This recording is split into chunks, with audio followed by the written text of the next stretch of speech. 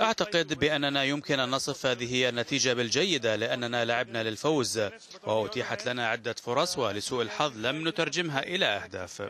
الفريق لعب بشكل جيد وكان يستحق الفوز وهذا يعطينا آملا جيد في المباريات المقبلة. يجب علينا مواصلة العمل على هذا النحو وفرص السعودية ما زالت قائمة.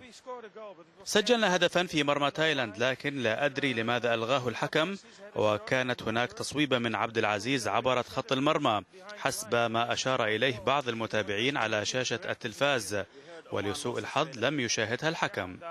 خسارة عمان أمام أستراليا تعني أن التأهل يبقى رهن أيدينا. جميل.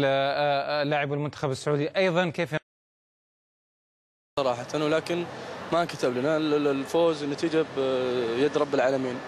اليوم يمكن الروح اللي كان للعب في المنتخب السعودي والمستوى هذا الشيء الإيجابي بالنسبة لنا.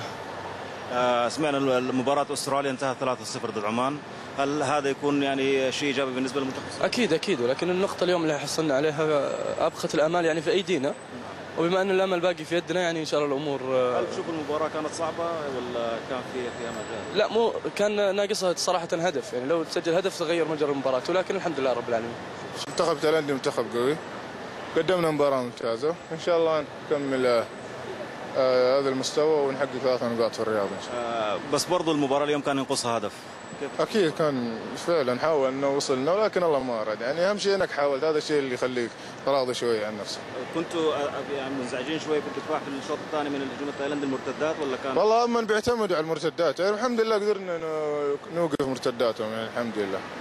الحمد لله على كل حال، يكفي المستوى اللي قدمه الفريق المنتخب السعودي، صراحة اليوم ما قصروا، الحمد لله على كل حال، لكن إن شاء الله بدنا الوعد في الرياض إن شاء الله. شوفوها مباراة إيجابية ولا سلبية؟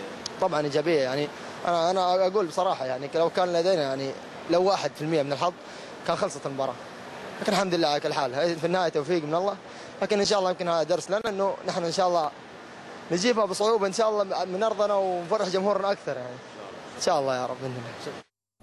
أذهب إلى تركي العواد. كابتن يعني ريكارد ولاعبي المنتخب كلهم عكس